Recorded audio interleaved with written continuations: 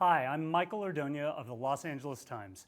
Welcome to our very first Emmy Contenders chat of 2019. No fun, no smiling. That's right. Yes. Today we are graced by the presence of longtime So You Think You Can Dance host and 5-time Emmy nominee, Cat Deeley. Hello, very nice to see you. Nice to see you, although I thought we said no smiling. No smiling, no smiling and absolutely no fun. We're going to take ourselves very seriously. There shall be no irony, no sarcasm. And you have to have documentation for all your answers. Absolutely. All right. Now that we've gotten that out of the way, Yeah. I can't count very well. Uh-huh. I think you've been hosting the show, what, 14 years, going on 15 this summer? Is that right? Yeah, so we're going into 16 seasons, but we doubled up one season, and then I also didn't do the first season. So Right. take away the number you first thought of, and I'm a grape.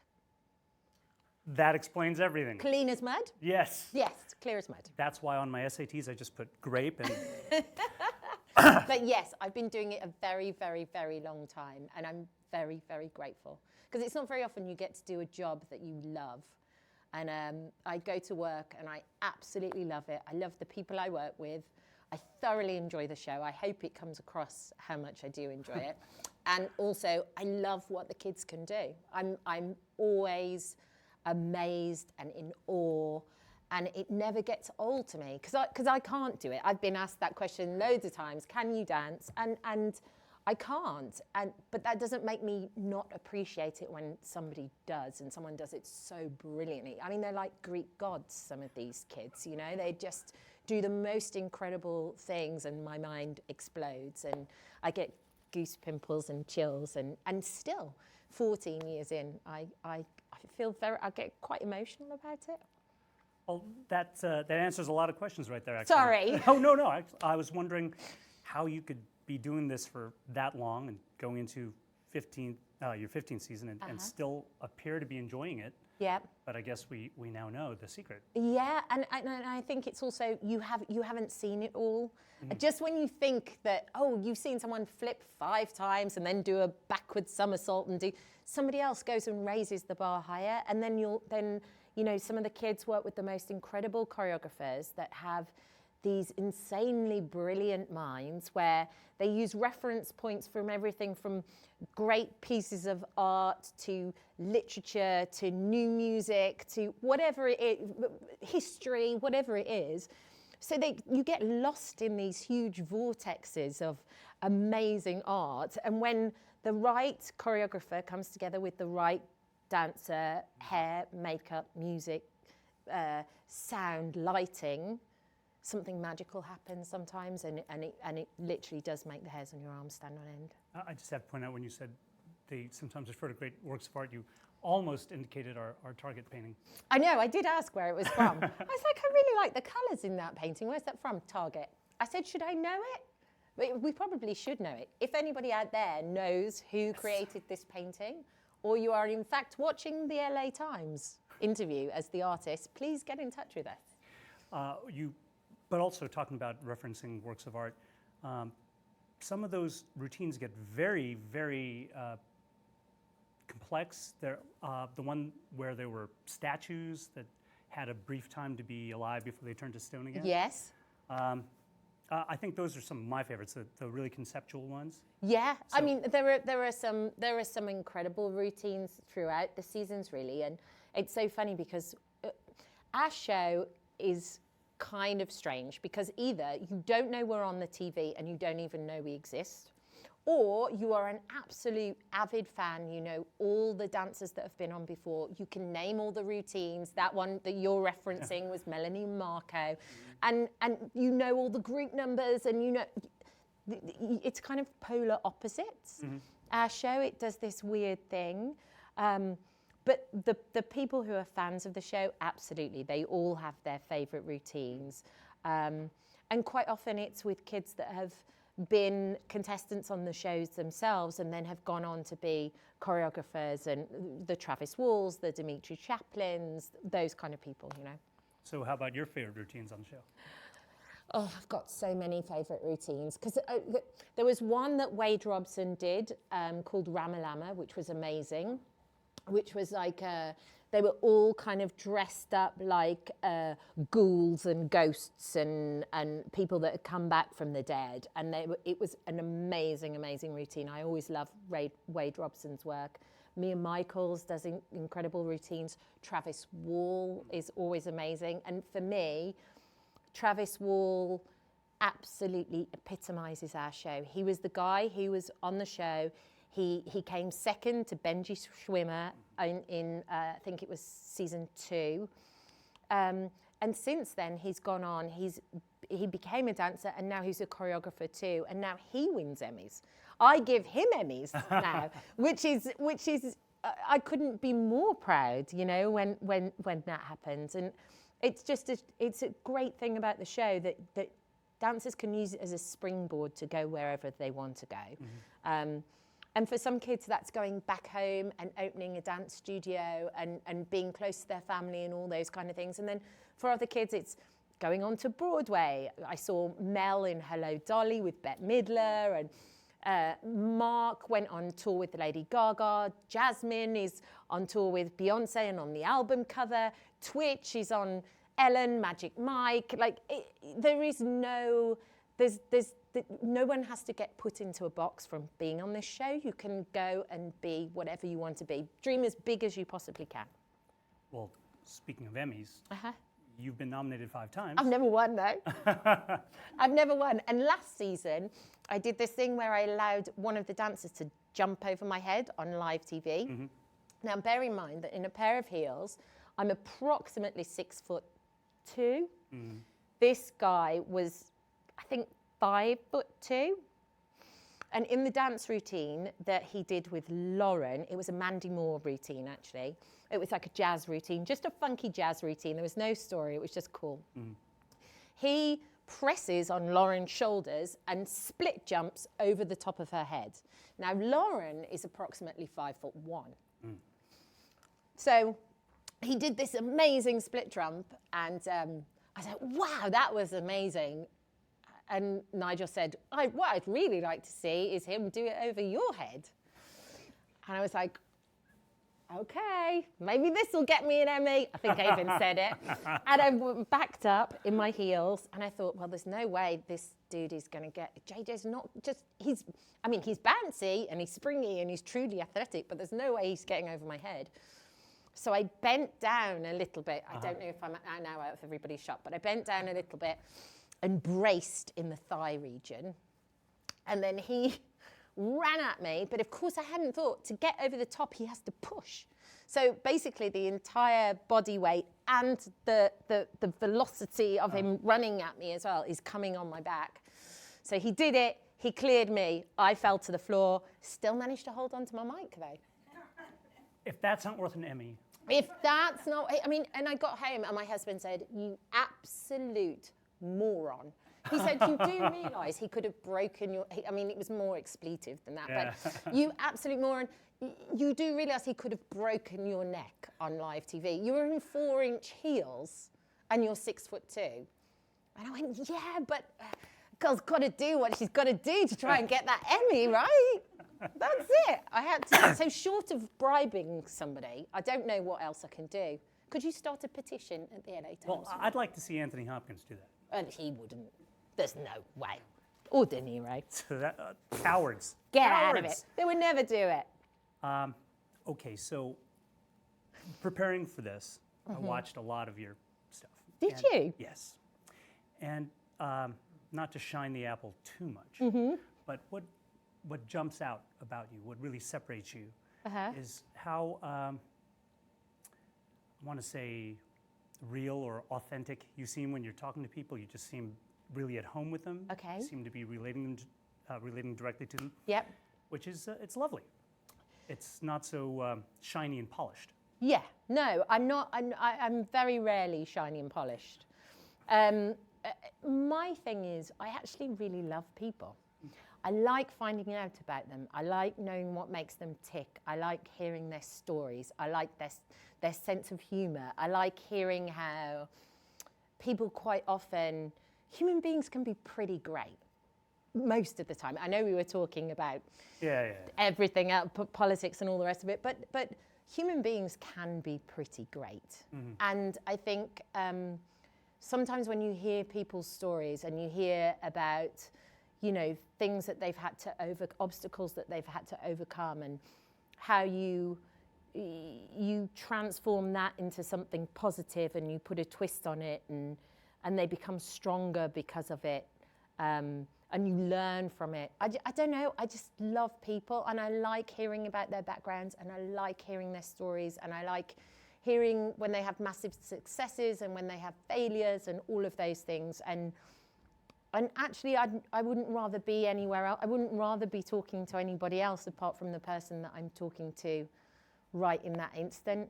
Otherwise, what's the point? If you're not there with them, what's the point? And I think that's the most massive thing of all, is all anybody wants is to be listened to and to communicate with another human being on some form. Otherwise, we're just animals, aren't we, essentially? So it's finding out those things that make us all the same, that are universal, and I find it interesting. I like people. It's going to make the interviewer tear up. Just no smiles. No smiles and no fun. You can cry. I'll pinch you if you don't. Can you think of one or two of those stories you've come across on the show that were particularly memorable to you? I mean, there's so many. You know, there's people who, for instance, let's take Twitch, for instance. He tried out on the show 3 times before we put him on the show. And he came from, you know, not the most illustrious background, but he kept coming back and he kept trying harder. And it was just, the moment wasn't quite right for him. And when that moment came, you share in it, you know, and then he's one of them. But I mean, there are stories where you turn around to yourself and you go, oh my goodness, why am I complaining when I get up in the morning? You know, like, I have nothing to complain about. Some people, it's what they have to put up with in life, and it's purely down to geography. It's not down to, they just happen to be born in the wrong place at the wrong time. It's nothing to do with their actions. But somehow they manage to raise themselves above it and become more than they could ever envisage. And that I find very interesting. Well, speaking of background and geography, I understand you came from a small town? Yeah. Sutton Coldfield, is that getting that right? My mum and dad lived there, yeah. I wonder if maybe that background has something to do with how you can still come across what you do. I mean, you've been a model, you've been on television forever, but you still don't come across as posh. No, no, I don't. But I talk to everybody in the same way. I mean, there's you know, I used to host a music show, so I sit and I do interviews with people, everybody from Beyonce to Prince to Paul McCartney to, you know, so I've done that too. But the big thing is, everybody just wants to be listened to and heard and come across well and get their point across. And so it doesn't make any difference really who you're talking to. You just talk to everybody the same. And if you give, you know, Beyonce the same gravitas as you give the normal kid that's auditioning on the show, then you're never going to go wrong. But I think that probably had something to do with it too. But I'm a chatter. My mum was a chatter. I come from a long line of talkers. And also, I think probably I'm a little bit nosy too. Do you know what that phrase is? Nosy. Yeah. Yeah, right. We have that. We Yanks say nosy. Do you? Yeah. Yeah. I'd probably just do it a bit better. I'm incredibly nosy. I quite like finding out. I want to ask you more about that town, but see, now you've mentioned that you interviewed Prince, and I've got to ask you how that went. Oh, I loved it. Because I'd been a massive fan of Prince since I was a girl, like since I was 10, you know. I got all the albums and New Power Generation and Diamonds and Pearls and all the rest of it. And it was a pre-recorded interview, actually, because the show would go out live for 3 hours every Saturday morning. So he was coming in on the Friday night, and they'd said it was just at that time where he turned his name into a symbol, remember? Yeah. And so my producer said to me, you've got to ask him about his name. You've got to ask him about this symbol thing. What's this thing he's doing? And I was like, how do I ask? Like, how? It's kind of like tricksy.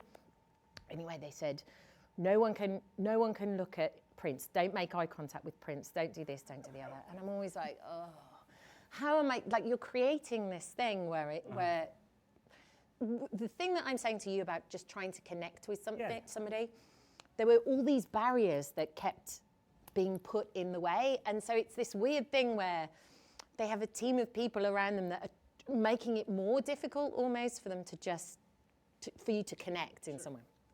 Anyway, I thought about it, and he came down and he sat down and he was being mic'd up, and I saw he got a pair of boots on, like snakeskin boots. Mm-hmm. And they must have had a heel on kind of like this, right? But it was Cuban. It wasn't so pointy, but and I sat down and they were micing me up and they were touching me up and they were doing things. I said, hey, did no one tell you you're not allowed to wear heels higher than me on this show? And he got sunglasses on and he kind of looked at me over the top of the sunglasses and then he laughed. Yeah. And I was like, okay, this is gonna be okay. So we chatted, and then I was like, right, I've got to ask the question. I don't know how I'm gonna do it. And there was lots of ridicule going on about it at that specific time as well, where it was like a whole, what do you mean his name is a symbol? And I said, listen, I said, I've got to ask you one more final thing before you go. I said, every night when I get in the car after doing rehearsal, I call my mom and I say, oh, this is what's been happening today, and this is what I said. And I said, I know what I'm going to do. I'm going to get in the car and I'm going to say, Ma, you'll never guess who I spoke to today. I said, I spoke to. What should I say?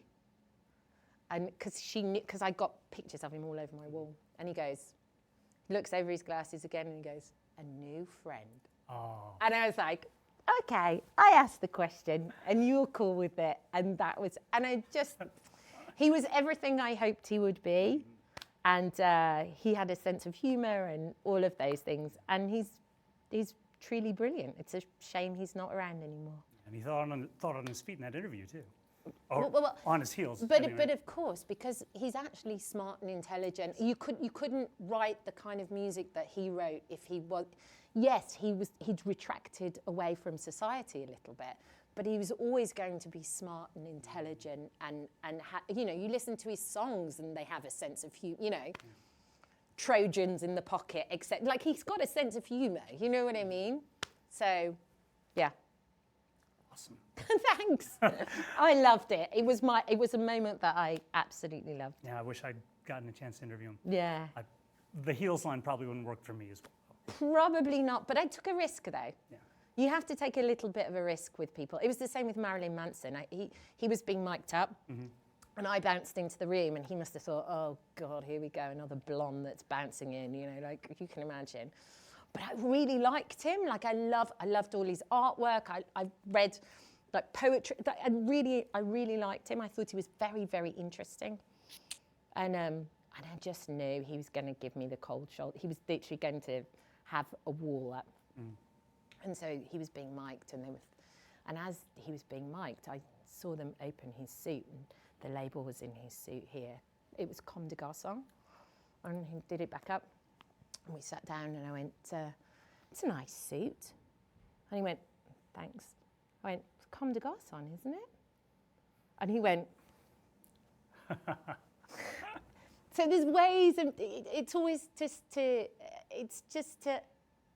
disarm people a little bit. And the minute you disarm people, all the armor kind of crumbles down a little bit, and they become just people. So now we know you're sneaky, though.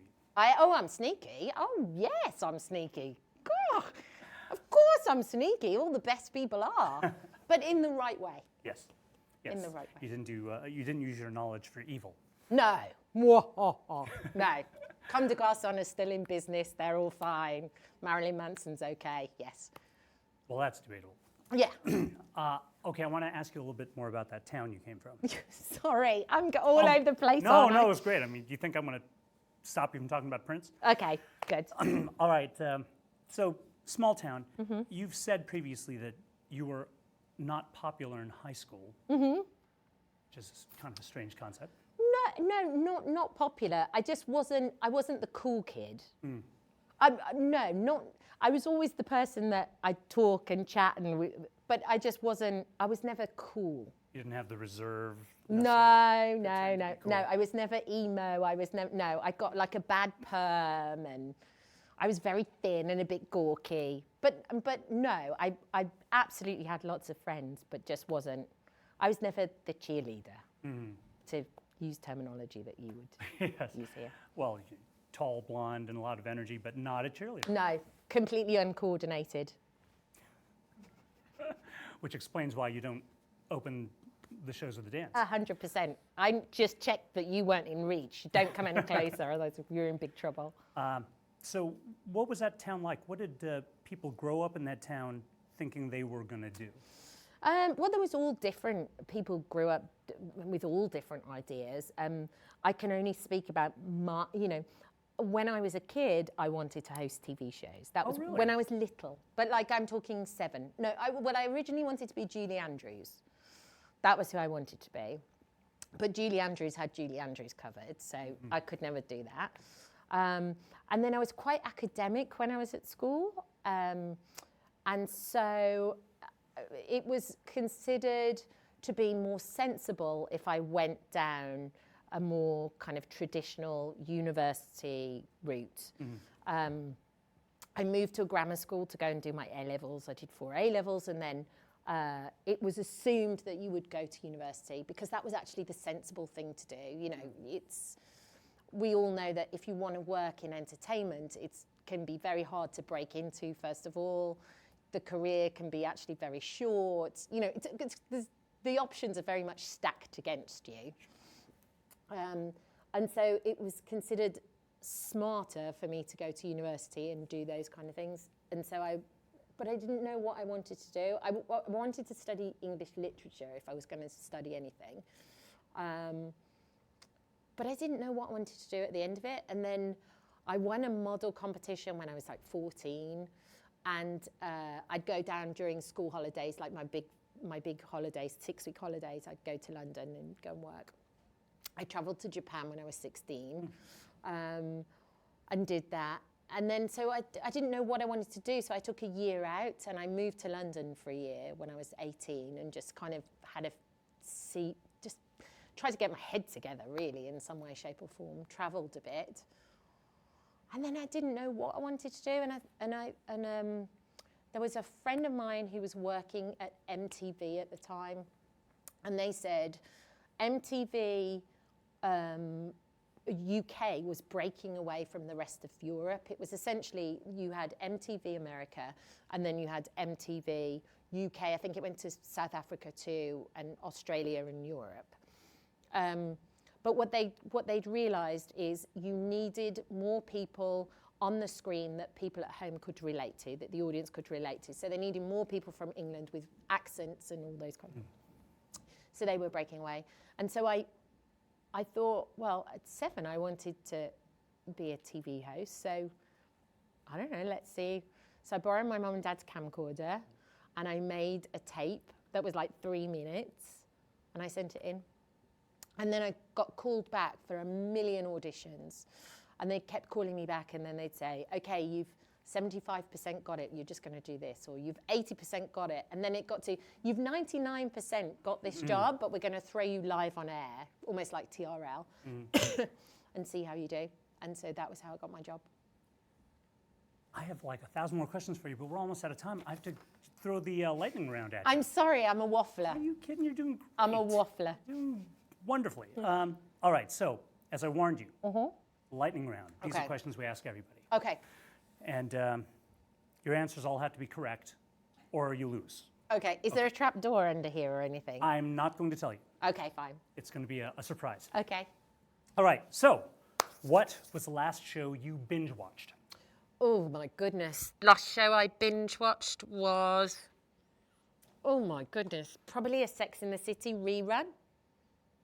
I honestly, I've got 2 small children. I can't stay awake past like 8:30 is my maximum right now. Okay. When you said small children, I thought Sex and the City. No. I have like a 3-year-old and a 10-month-old baby who's teething right now. Right. So no, that was the last thing. Yeah, you weren't going to exactly put on Game of Thrones with them in there. No. And actually, I tried to watch. Why am I blanking? Where the red with the white cat. Handmaid's Tale. Yes. I watched the first one I bought the whole thing to watch, and I watched the first one while I was pregnant. I was like, no, absolutely not. We are not watching this, and this is not happening. So that was the last one I attempted to binge watch when I was pregnant and failed miserably. That is not a good maternity show. No. Although I'm starting to think you and I should do like charades together. I think we should. All right, what classic TV show do you wish you'd been on? Oh, a classic one, Magnum PI. For the mustache. Yes, but also because I had a terrible crush on Tom Selleck when I was a little girl. Really, really bad. I used to sit there.